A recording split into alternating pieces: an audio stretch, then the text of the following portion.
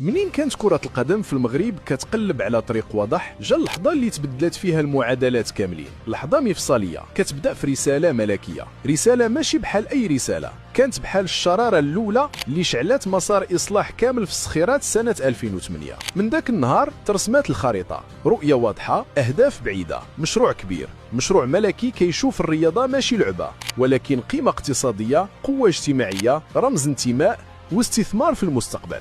وسط هذا التحول كان خاص اللي يترجم هذه الرؤية على الأرض، وكان فوزي القجاح هو ذاك الرجل اللي جاء باش يربط الطموح الملكي بالواقع.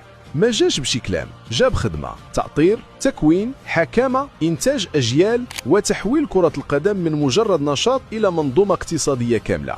إحداث أكاديمية محمد السادس ما كانش مجرد مشروع، كان إعلام رسمي بأن المغرب داخل للساحة العالمية بنية يصنع نجوم ديالو بيديه.